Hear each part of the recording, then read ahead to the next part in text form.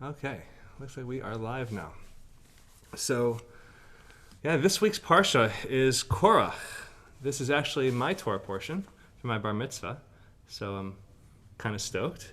And my bar mitzvah actually fell on Rosh Chodesh, and today happens to be Rosh Chodesh, so it's kind of fun as well.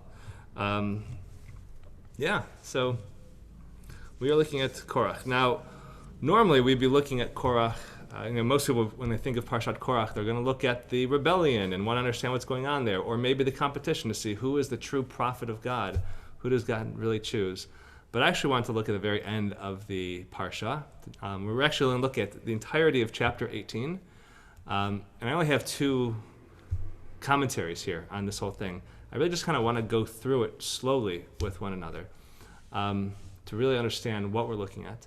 Out of curiosity, so right now, like Joel and Phil, give me a thumbs up. You can see where it says Korach on the page, correct? Thumbs up? All right. Now, did it switch over to a map of the Israelite encampment or no? Thumbs up if you see an encampment? No, okay. Then let me do a new share. We're gonna do this. Okay, now do you see the Israelite encampment? Great, okay. So I just want us to have this in our minds before we jump in to looking at this text. So just so we have a sense of numbers. We looked at this a few weeks ago, the Israelite encampment and the setup of everybody. We know there was a lot of people on the outer part of the camp, all the different Israelite tribes. But then we had the tribes of the Levi'im here in the middle, and we can see the total men, and this is going to be men age 20 to 50, those who are of age to actually serve in the Mishkan.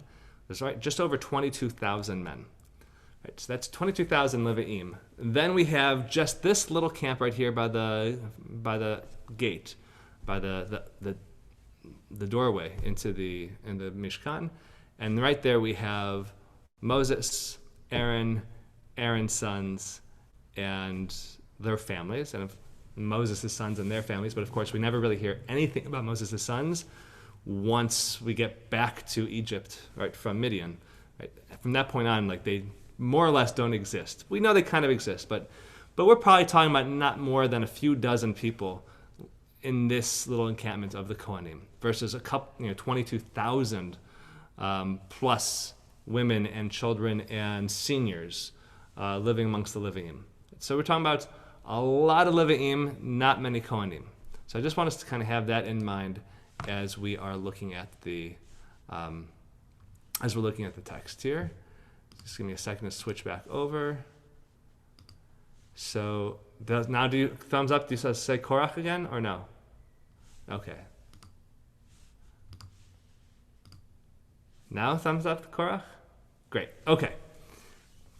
So the way I've broken this down, we have the entirety of chapter 18 here, and I've just broken the chapter into little sections so we can take a look and really understand what's going on. If at any point you have questions or comments, just feel free to unmute yourself and we'll take a look. Happy to discuss. So here we have, Adonai said to Aaron, "You and your sons and the ancestral house under your charge shall bear any guilt connected with the sanctuary.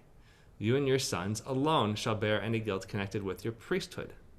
You shall also associate with yourself, your kinsmen, the tribe of Levi, your ancestral tribe, to be attached to you and to minister to you, while you and your sons under your charge are before the tent of the pact." So let me break this down for a second. So tent of the pact, we have this as the Ohel HaEdut. And Edut, here they're saying is pact. Edut is also like testimony. So when this section is using the term Ohel HaEdut, it is referring to the inner tent within the larger Mishkan, right? So you have the outer courtyard of Mishkan, right, which we'll just call the courtyard, even though it's enclosed within walls. And then within that, you have the Mishkan itself, which is where the table with the showbread appears. It's where the menorah is. Right in front of the Mishkan itself is the altar. And then inside the Mishkan, you have another tiny altar with for the incense altar.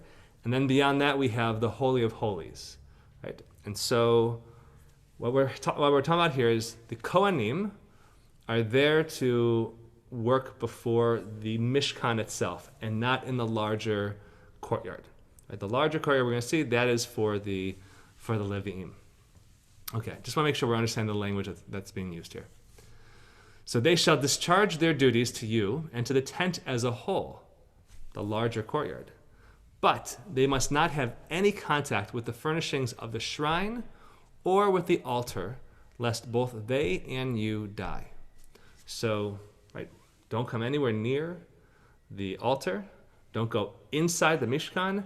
Definitely don't even go into the Holy of Holies and touch the Aron and the tablets and anything that's in there. Right? All of that is off limits to the Levi'im.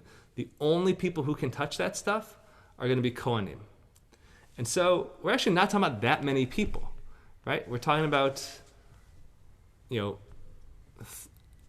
initially it would have been 5 men, and now we're talking about 3 men. 3 men. Like only 3, and I guess you include Moses. Moses can go there, but he's not the one doing all the sacrifice and stuff. So there are 4 men who are able to actually touch the altar and who are able to be inside the Mishkan itself. Right? Nobody else is allowed to go into that area. And if anybody does, somebody might die.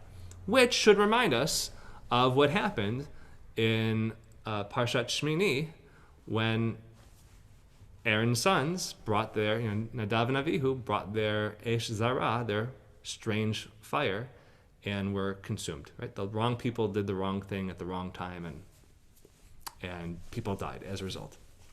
Okay, so they shall be attached to you and discharge the duties of the tent of meeting, all the service of the tent.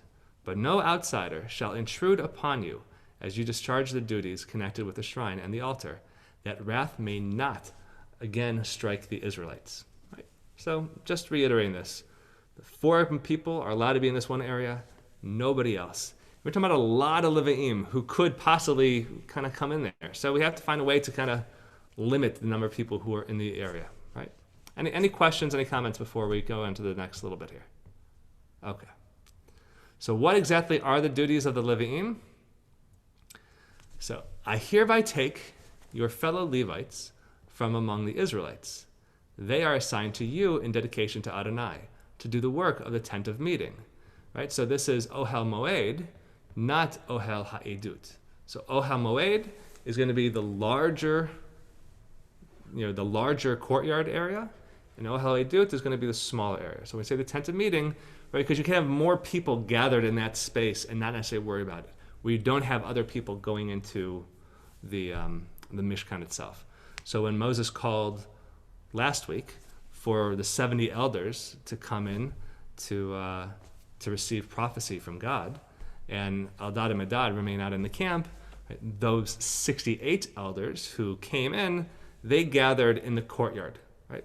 Nobody went anywhere near the Mishkan, but they stayed within the courtyard because there's a larger area where you could have a group of people gathered around. And that's where the Levi'im do their work. While you and your sons shall be careful to perform your priestly duties in everything pertaining to the altar and to what is behind the curtain, I make your priesthood a service of dedication. Any outsider who encroaches shall be put to death. Right? So what we have here is Kohanim, the 3 of you at this time, and obviously to be more in the future. You have your one little area where you work. Nobody else goes in there. And the larger area is for the Levi'im. They are there to assist you. So what would that look like? Right? You have to offer a sacrifice on the altar, right, to bring in the animals and to hold them down, and all that would be a lot of work for just a few guys to do. So the Levi'im are there to handle that on your behalf, and they just bring it before you. All you have to do is wield the knife. You slaughter it. Right? And then the Levi'im can then help you kind of take it apart, and then you actually place it, you as the Kohen, actually place it on the altar.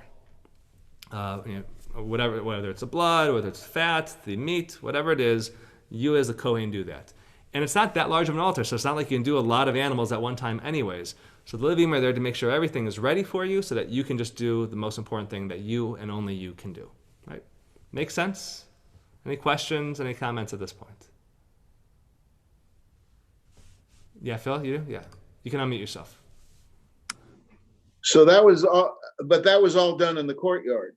All the slaughtering, all the butchering, and then they would leave it just outside the door. So then the one of the five could, which would probably be Aaron and his sons. I don't think Moses partake in the actual action of sacrifice himself. Moses wasn't involved in any of this stuff. He was, you know, off meditating or whatever it was that he was So doing. then they would bring it in and and complete the sacrificial ritual in the actual tent of meeting. So that's the way I imagine it happened. They probably tried to make it convenient for Aaron and his sons to just be able to bring it in and do the sacrifice because they knew they couldn't go in. I mean, think about a professional kitchen where you have a bunch of sous chefs who are, and they're there to just do all the prep work and get everything ready for you.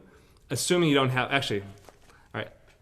Assuming you don't have actually other executive, other chefs, but assuming there's only like one executive chef who would be the one person doing all the actual cooking, and everybody else is just there to do the prep work, right? That one chef would be the Kohen versus all the other, kitchen staff who are there to just enable the chef to be able to do everything, properly, to do the final job. Yeah, you can unmute yourself again. You have to unmute yourself again, Phil. And this was all totally by birthright. You're born into the family. This is your job. It's not based upon merit or whether or not but if you mess up, you're punished for messing up. And it's funny the way they use the word guilt rather than give the Levites or even Aaron and his sons a positive thing. They say the guilt. Boy, did we start with guilt a long time ago. The guilt shall be upon you if you mess up. Rather than saying, here's what your job is. We want you to do it. Well, the word avon, right? The word avon that's used here, right? That we talk about avonot. Right? There are transgressions, and so if anything goes wrong, they're saying it's going to be due to the Kohanim not really doing their job, protecting it, and making sure that people understand what has to happen. And in a way, that's kind of what Korach is trying to do. Korach is trying to say, well, maybe we should be able to do this stuff. And Korach is a Levite. Right? He's a cousin of Aaron and Moses. But so he's saying, maybe we should be the ones who are able to do this stuff and have that relationship with God.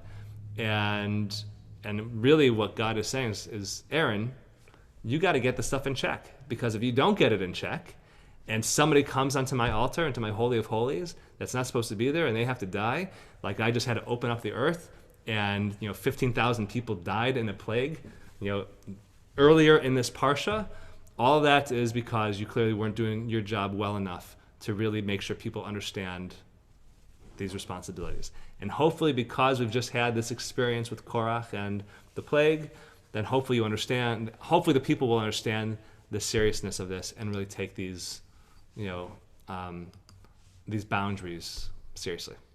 All right, so, but yes, it seems like, okay, they've got birthright. It seems like they might have pretty cush job. So let's take a look at what some of those perks are for being a Kohen. So Adonai spoke further to Aaron. I hereby give you charge of my gifts, all these sacred donations of the Israelites. I grant them to you and to your sons as a perquisite, a due for all time. This shall be yours for the most holy sacrifices, the offerings by fire. Every such offering that they render to me as most holy sacrifices, namely every meal offering, sin offering, and guilt offering of theirs, shall belong to you and your sons. You shall partake of them as most sacred donations. Only males may eat them. You shall treat them as consecrated. This too shall be yours. The gift offerings of their contributions, all the elevation offerings of the Israelites, the tnufa and tnufa, like the wave offerings. Right?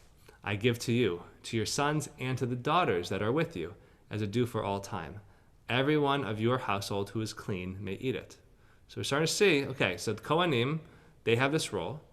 They get to eat from the really holy things, namely the grain offerings and the sin offerings and other things. They don't And those are, because those are so holy, they have to be eaten inside the Mishkan, or inside the larger courtyard area in the holy space, and only eaten by the men who are in service of God, and they have to be ritually pure at the time. Other things can be eaten by the men and women, right? But yeah, but they're not necessarily from the holiest things. These are more from things that people, the free will offerings that people choose to give, not because they have to give. Right? So we're just trying to get a sense of, this is how they subsist, right? They live off of the offerings that people make. All the best of the new oil, wine and grain, the choice parts that they present to Adonai, I give to you. The first fruits of everything in their land that they bring to Adonai shall be yours. Every one of your household who is clean may eat them. Everything that has been prescribed in Israel shall be yours. I'll explain. I'm going to look at a commentary in a moment to see what that says. The first issue of the womb of every being, man or beast, that is offered to Adonai shall be yours. But you shall have the firstborn of man redeemed, and you shall also have the firstling of unclean animals redeemed. Take as their redemption price from the age of 1 month up the money equivalent of 5 shekels by sanctuary weight, which is 20 gerahs. But the firstlings of cattle, sheep, or goats may not be redeemed. They are consecrated. You shall dash their blood against the altar and turn their fat into smoke as an offering by fire for a pleasing odor to Adonai. But their meat shall be yours. It shall be yours like the breast of elevation offering and like the right thigh. Those two other things, bits of meat that are set aside for the Kohanim. And all the sacred gifts that the Israelites set aside for Adonai I give to you, to your sons, and to the daughters that are with you, as a due for all time. It shall be an everlasting covenant of salt before Adonai, for you and for your offspring as well. So just really quickly, for your daughters that are with you, that is indicating for the daughters who have not yet married or who are widowed, who have returned back to living with the Kohanim. But if a daughter marries somebody, right, she is now with that husband. If her husband happens to be a Kohen, then she would still be able to partake because she's part of the household. But if she marries somebody, if a Bat Kohen marries somebody who's not a Kohen, right, she no longer gets to partake in any of this. And then there's a conversation, well, what happens if her husband dies and she moves back in with her father, who's a Kohen? And the understanding is, yes, at that point she would be permitted to eat it again. All right, but what we're seeing here is they get some, 1 second, Phil. So we're seeing is that they get some really choice things, right? They really get like the best of the best. And we're talking about all of Israel who are bringing all of the firsts and the best that they have. That goes to the Kohanim. Some of it, a lot of it is used, like for oil, for instance, is going to be used in service of God, lighting the menorah, anointing people, whatever needs to happen. But first fruits and other things, that's theirs just to eat, which they don't have land, so it makes sense, right? This is how they are going to live. And because they are Kohanim, they get to have the nicest stuff. And anything that's not theirs, like these really special sacrifices, the korbanot, but just other offerings and dedications, those things got to be eaten where they live. But the really special holy things all have to be eaten at the, within the Ohel Moed. Okay. Phil, you had a question before we go on here? What is the covenant of salt? So covenant of salt is really weird language. And the idea is actually, in the ancient world, salt was consumed as a form of creating a pact. So if you had 2 rival clans and the chiefs of each clan were to sit down at a meal, like have some bread with salt on it, that was a symbol of saying, we are now bound to one another, and even though we're rivals, if anybody tries to attack you, we are there, at your side to help protect you, right? So it was just this ancient world symbol that we used. So all we're saying is, God's saying is that this is our commitment that we're making to one another. You're going to protect me, God, and make sure nobody trespasses on my property. and I am going to make sure that you are given these good things, right? This is the arrangement. Yeah, Joel. Uh, the word salary comes from the word salt, S-A-L. Me, sell. Number two, a lot of modern marriage vows include a covenant of salt. And what the part of it is this, they each have like a little sack of salt, and you reach into your pack and you put that in the other person's pouch of salt, and they do the same.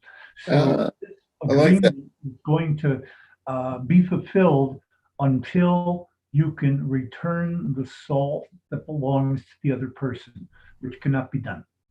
And also, I believe it's mentioned 3 times in Torah. This is covenant of salt, and 2 other times it is the salt covenant. Yeah. Where do you see this happening with modern marriage rituals? If you look up various matrimonial ceremonies, I'll send you an email to that effect, and you'll see the salt covenant, Fascinating. where the couple just agrees to do that. Yeah, it reminds me, of the story of like the Hasidic Rebbe who was, somebody in the community spoke ill of him. He said, do me a favor before I forgive you, go take this pillow up on the roof, shake out all the feathers. And then they come back down and say, okay, now before I forgive you, do me a favor, go back and gather all the feathers and put them back in. That can never happen. And this idea of the finality of our words. Or the idea of, when you have a Tanaim, where, mothers of the bride and groom break a plate, and the arrangement for that wedding is as final as, the breaking. That just as the plate can't be put back together, the terms of the wedding can't be broken. So it's interesting. I've never heard of that. That's really cool. I look forward to that email and reading more about that. So 1 second, Phil. So I want to scroll down. I want to share just a couple other comments here from some other rabbis, so we get a sense of what is being talked about here. So there's this idea of all prescribed property, all property prescribed to the Israelites shall be yours for the Kohanim. What does that mean, prescribed property? So this helps us understand it, which is, it's weird language. I don't really, it's also the word is cherem that's used. And cherem, usually we think about cherem is, somebody has been put into cherem. They've been excommunicated, like that you can't use them. Not use them, you can't be in a relationship with them. So what does it mean for something to be cherem? So it says, when an Israelite vows, this is Rabbeinu Bachya. So when an Israelite vows a property of his as out of bounds to himself, it becomes out of bounds both to himself as well as to other Israelites, and becomes a property of the priests of the roster who perform service in the temple at the time. Elsewhere in Leviticus, this legislation is couched in the words, "Kasadeh hacherem lakohen tiyeh achuzato," right? And so somebody's landholder, somebody's field, when they've declared it in cherem, becomes the Kohen's, holding. In the event that the donor had intended his property to be used to make repairs to the temple, for instance, then it is used for that purpose instead of being given to the priest to become their personal property. Our sages derived this rule from a propaganda tale used by Korach to incite the people. This is fascinating. This is a beautiful midrash we're going to see, and this is really fascinating. A certain woman owned a female sheep, and when the time came to shear its wool, the local priest asked her to give him the wool. When the same sheep birthed her first young male lamb, the priest took it. When she saw all this, she slaughtered the animal. When the priest found out, he came to claim his portion of the meat. When frustrated at this state of affairs, the woman decided to rather declare the whole animal as cherem, hoping thereby to deprive the priest. She found to her dismay that the priest now claimed the entire animal. It's just things like the government always has their hand in your back pocket, always taking your money, right? So when you're first shearing your animal, you got to give that wool as an offering to the Kohanim, and its first male born, right, goes to the Kohanim. And here, when you've even slaughtered the animal, you have to set aside a part for the Kohanim.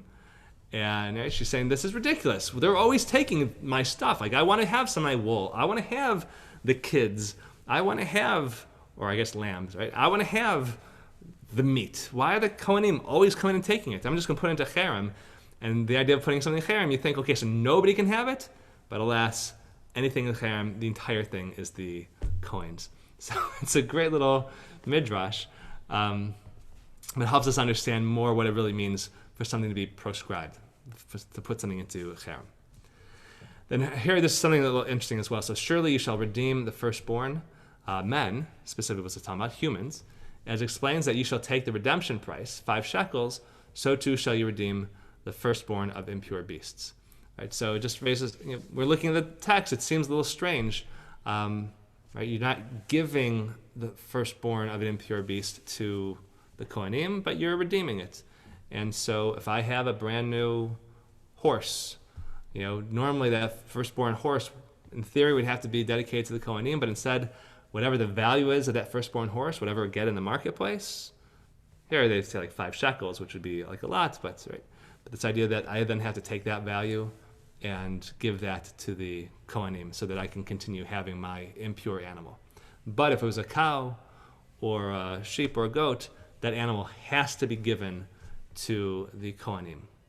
Right? Unless it has a bad blemish, in which case you then either give it the next really nice one from your flock or you have to give the value of it. But okay. Phil, you said looked like you had a question before there. Yes, about property.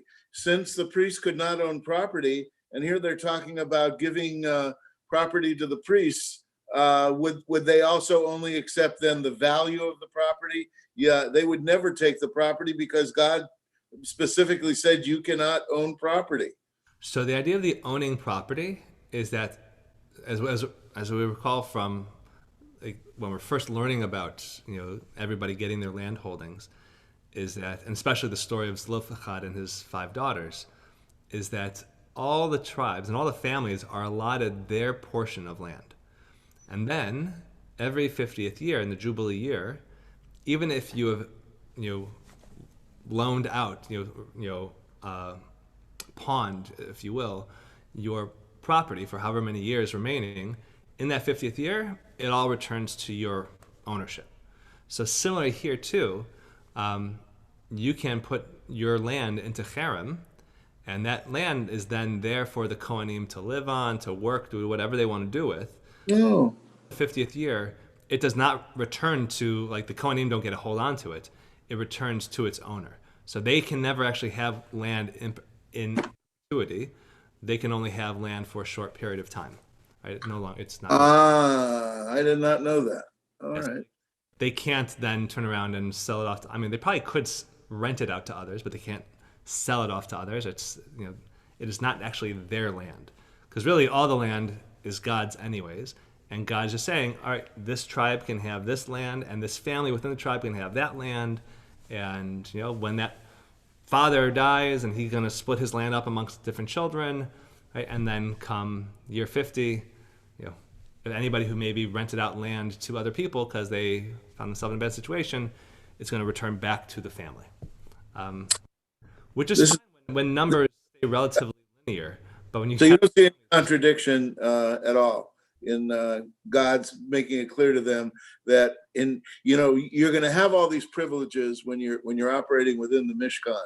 Therefore, as a trade-off, we're giving all the other tribes land, but we're not going to give you land, and yet they somehow temporarily get land anyway, which is, I don't know, it just seems contradictory a little bit, but maybe not.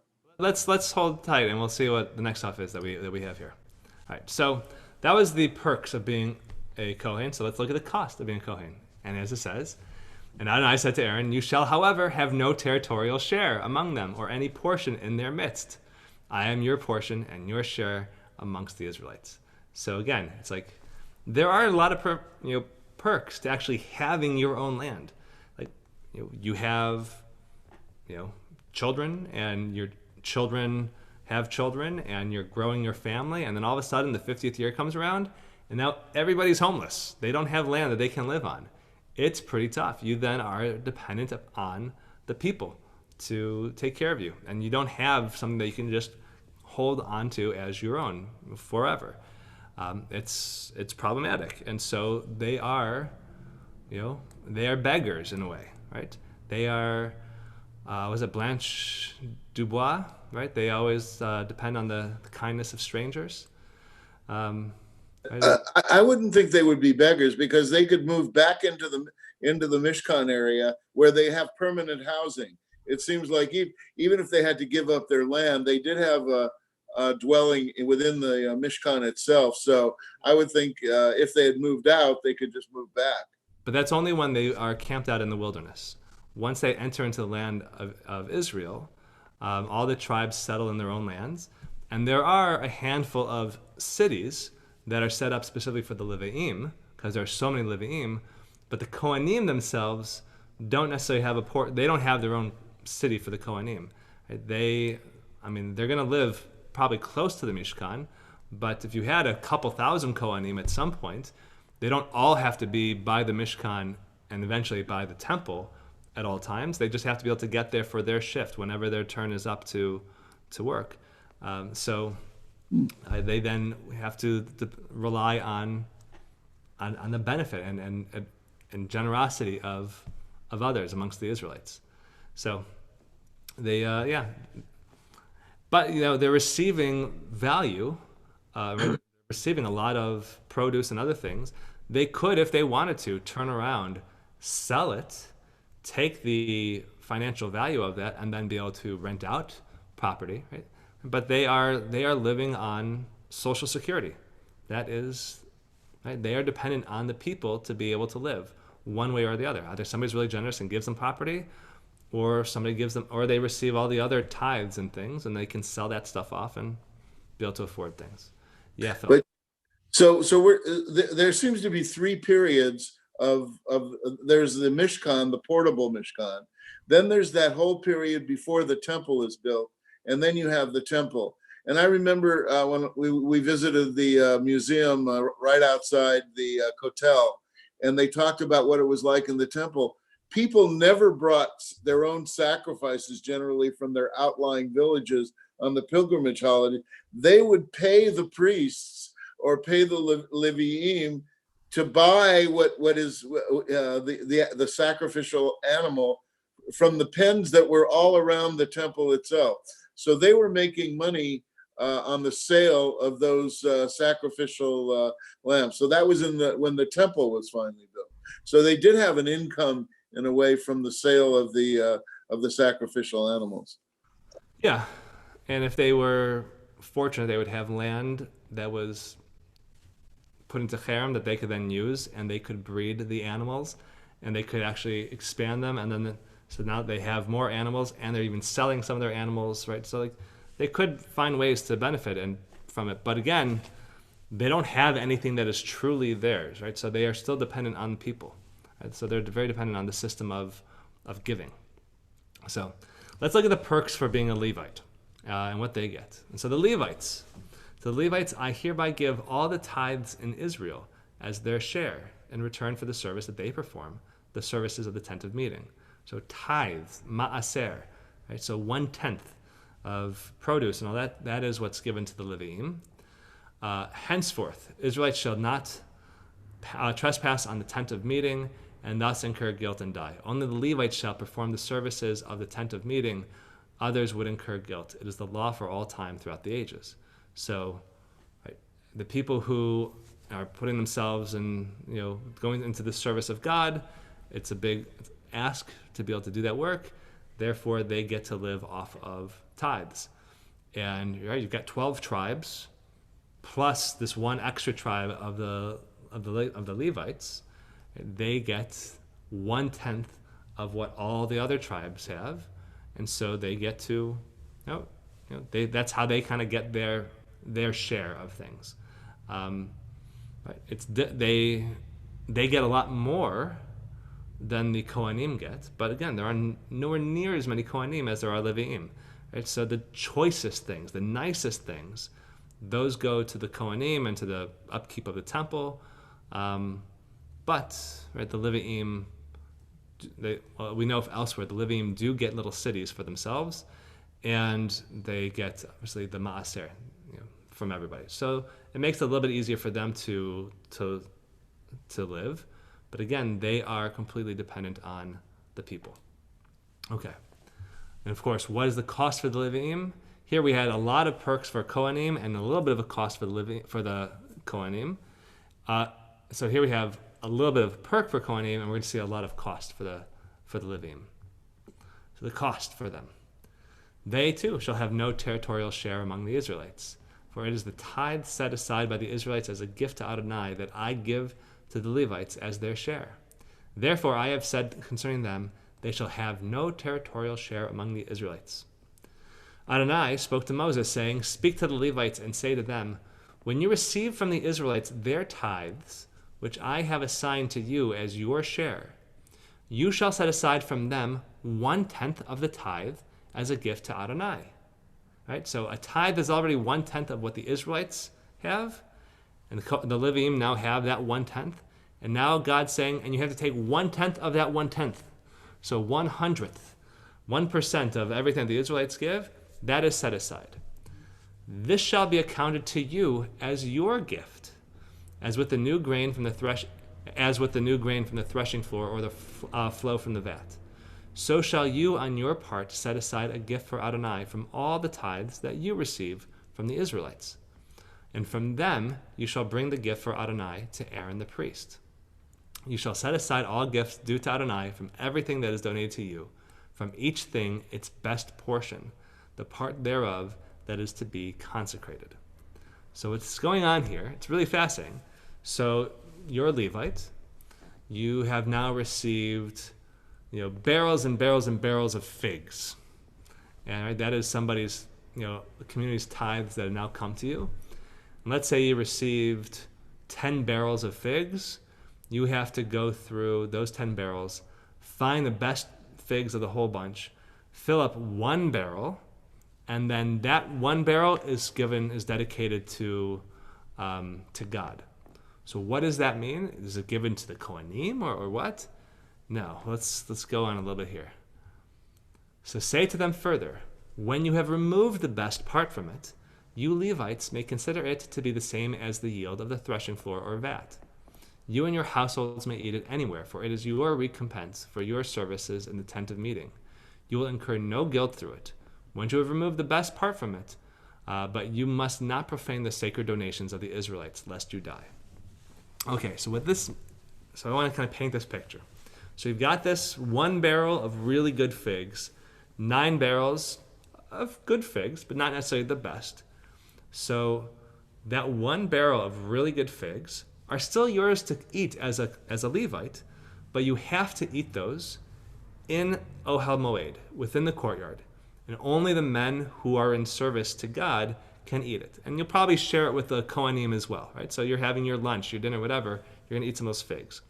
But the other 9 barrels, you are then going to share that with all the other Leviim, as well as men between age 20 and 50, as well as all the women and children and seniors. Everybody gets to eat that other 90% of the tithe, and they can eat it wherever. And so the idea is, it's really interesting. What's happening is the Leviim, they too have to offer tithes.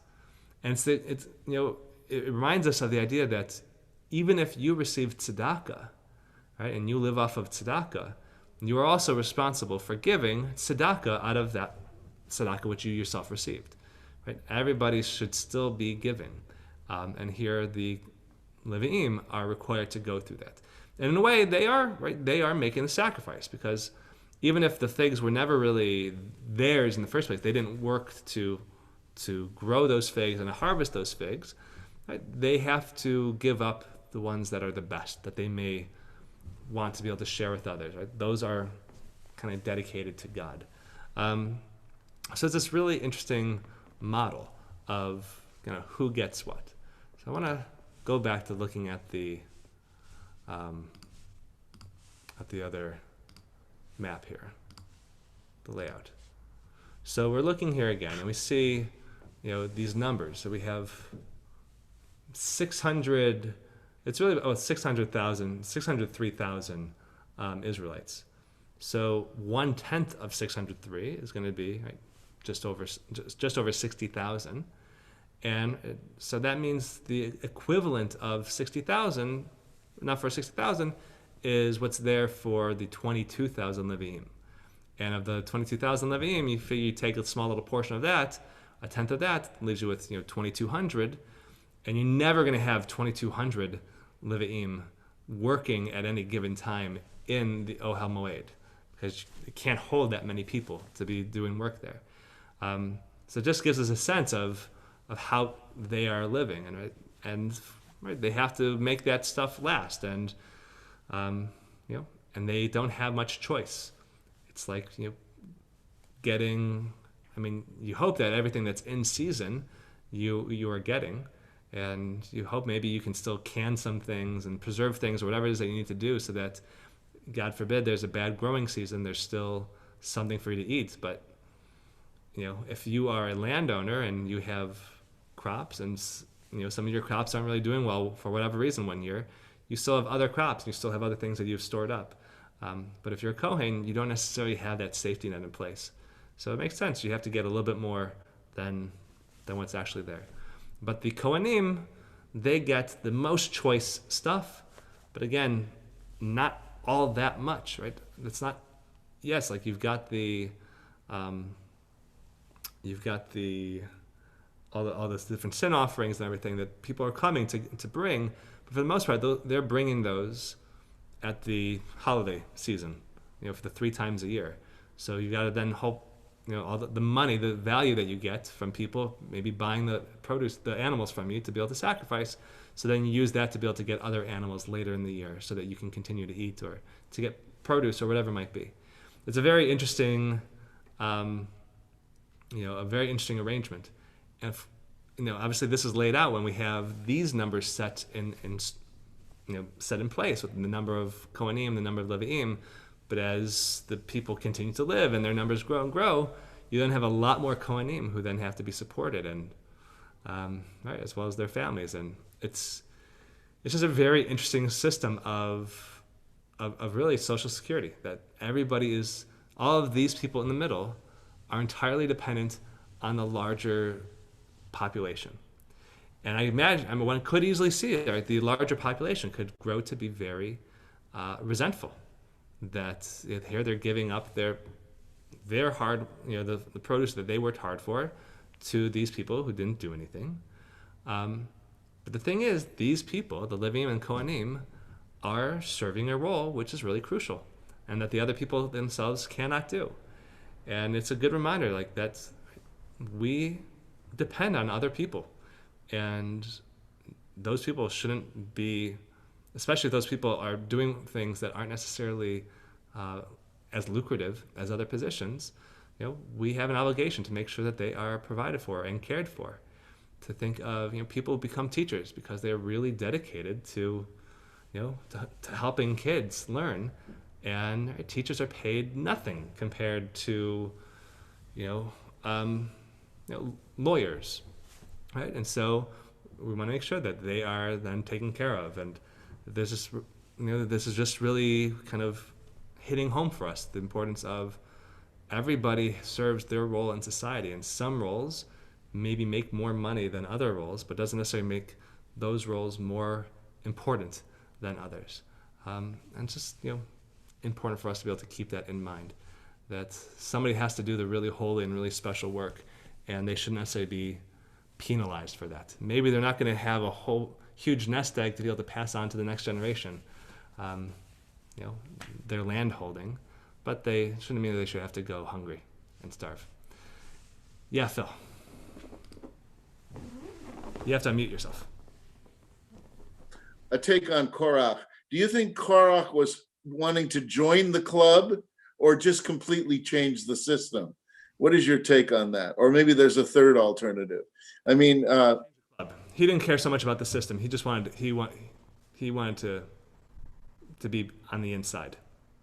Right? Korach didn't really care about opening up that any Israelites who wanted to should be able to have that relationship. He said, like he himself, I'm also a Levite. I should be able to do this too. So, yeah. Okay. Thank you. Any other questions, thoughts, insights here? It's just Well, just one thing. I have a lot of sympathy, but I, of course, I misunderstood the rebellion. I really felt that Korach wanted to open. I mean, it sounded like he was saying, "Who are you to be the intermediary between me and God?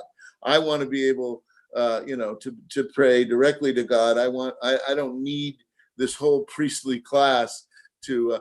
But I didn't realize he really wanted to join.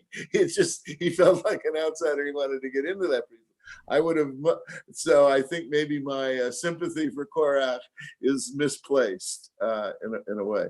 Yeah, and one might even look at this arrangement and say like, oh well, it's, look how much stuff the Kohanim and the Levim are getting, right? And they don't have to do anything. They don't have to work the land. They don't do anything. They just serve God, and they get to get all this wonderful stuff. And of course, that's a big deal. I mean, that's a pretty big deal. They don't get to own any land, right? So they don't actually have anything that is permanent and that lasts. Right? Their service and their relationship with God is the one thing that is permanent and lasts. So is it so horrible if certain people in society are given, receive, benefits? Right?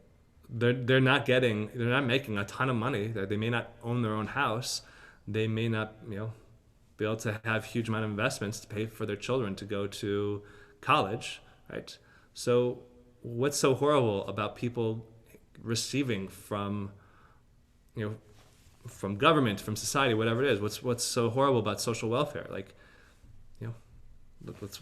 let's provide for those people. We don't necessarily want them to be hurting. And oftentimes they're serving essential roles. They are essential workers. People working in grocery stores and not making a whole bunch of money. Should they get cheated out of a better life experience? Make sure that they have good benefits. I don't think that's asking so much. So, all right, I'm going to end it here. So I will see you all next week, and I guess next week we're going to be at the very end of June, the last day of our fiscal year. So yeah, happy Rosh Chodesh, and I want to thank you.